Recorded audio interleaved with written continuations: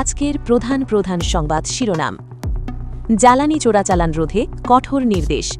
জ্বালানি মজুদ ও চোরাচালান বন্ধে কঠোর ব্যবস্থা নেবার নির্দেশ দিয়েছেন। ভুয়া ডাক্তার ও নিয়োগ নিয়ে উদ্বেগ।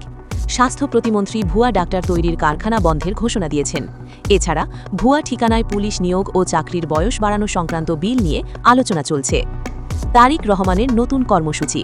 সোমবার স্পোর্টস কার্ড ও ভাতা কর্মসূচি চালু করবেন তারেক রহমান। তেল গ্যাস আমদানি।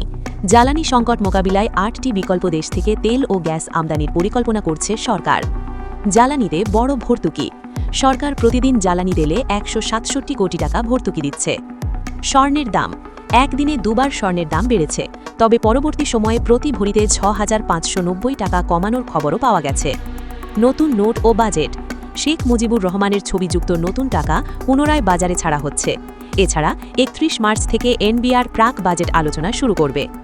ইরান ইসরায়েল উত্তেজনা। মধ্যপ্রাচ্যে উত্তেজনা বাড়ছে।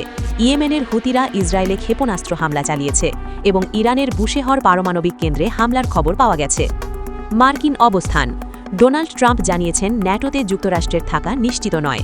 এদিকে মার্কো রুবিও দাবি করেছেন ইরানের সাথে যুদ্ধ কয়েক সপ্তাহের মধ্যেই শেষ হতে পারে। নেপালে বিক্ষোভ দমনে ভূমিকার অভিযোগে নেপালের প্রাক্তন প্রধানমন্ত্রী কেপি ওলিকে গ্রেপ্তার করা হয়েছে। আইপিএল সংবাদ। কাফ স্ট্রেনের কারণে আইপিএলের শুরুটা মিস করতে পারেন মহেন্দ্র সিং ধোনি। ফুটবল। নতুন ইন্টার মিয়ামি স্টেডিয়ামের একটি স্ট্যান্ডের নাম লিওনেল মেসির নামে রাখার সিদ্ধান্ত হয়েছে।